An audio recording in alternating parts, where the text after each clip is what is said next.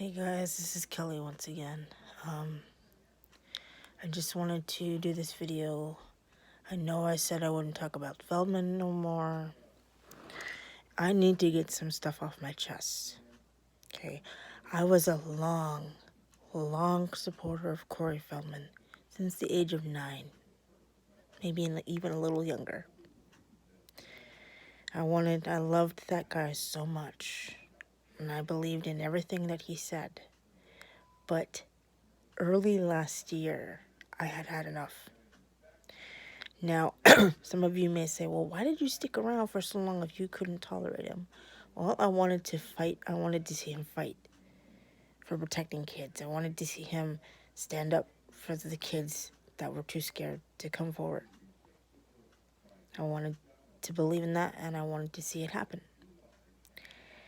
Now, the reason why I left Corey Feldman's fan base is because I got sick and tired of him throwing Michael Jackson under the bus, flip-flopping. Should be noted that Michael and Corey were friends for a very short period of time. In 2001, Michael had done his 30th anniversary televised concert.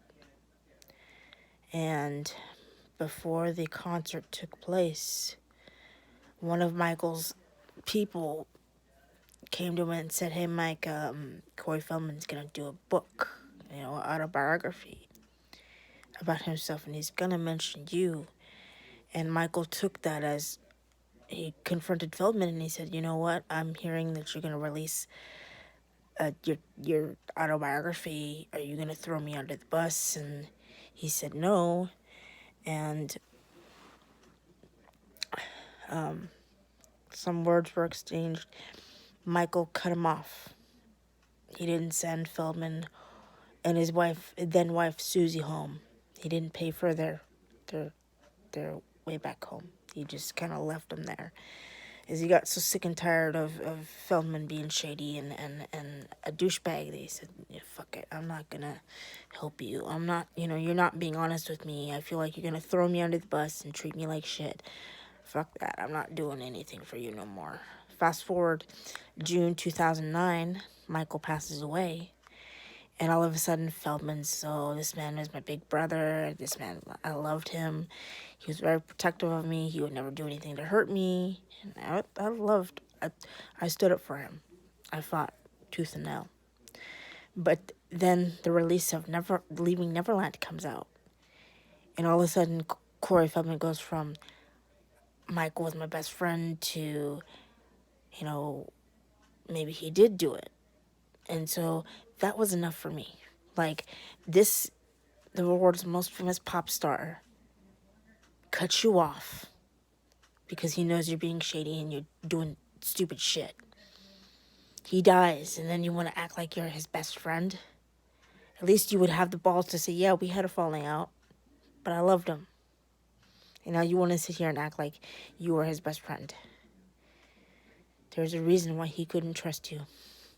And I have to say that I have to give props to Boy George, because late last year he had done an interview, and a talk show host had asked him, did you see Leaving Neverland? And he said, yeah, I saw it. But I think it's kind of sad that people want to jump to conclusions when the main person that's the focus of the documentary is no longer here to defend himself. So are we supposed to just take the accuser's words for it, or are we just not going to take into a consideration that the person that's being accused is no longer physically here to defend himself? George basically said that was stupid. Like, we're supposed to take James and Wade's words into consideration, that we're supposed to believe it when it's been debunked time and time again? That doesn't make sense. Michael knew when shit was going to go down. He knew when someone was going to backstab, and that's why he cut a lot of people off. Because he couldn't trust anybody. You give someone an arm or a leg, and they'll go for more than that. You, Feldman, are a disgusting, person. You are a disgrace. You are a victim turned predator.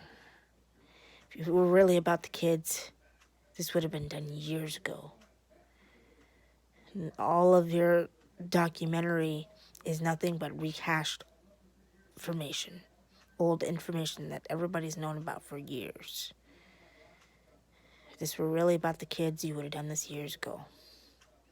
You should be ashamed of yourself. You used crowdfunding money to pay off a sexual misconduct case that was set up against you, that was in the courts. You used crowdfunding money to pay off one of your victims. How fucked up is that?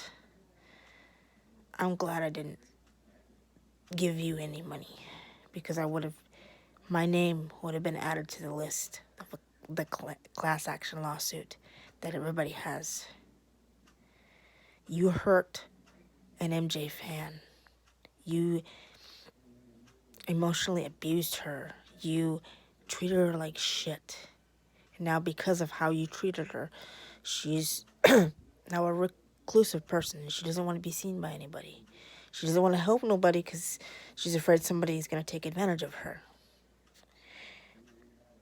I hope you're proud of yourself, Feldman. I want the rest of the feldfam to wake up and realize that this man is not everything he claims to be. You used Michael Jackson's death to stay relevant, even though he didn't give a shit about you. He cut you off completely in 2001. 9 years later, you act like you're his best friend, and you're acting like you were buddy-buddy, but you did something to piss him off, and he cut you off completely. You claim that you were friends with Haim, and you treated him like shit, too. You threw his mama under the bus when she was the one that gave a shit about her son. She was there for him when he was struggling.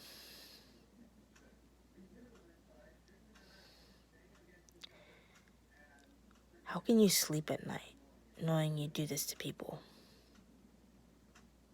How can you live like this, say that you're for kids, and you allow your best friend Corey Haim to be abused by someone that you are friends with? I hope that haunts you for the rest of your life. You're a backstabbing prick. I hope you're happy with yourself. I'm going to stop right there. Again, I had to do this to get this stuff off my chest.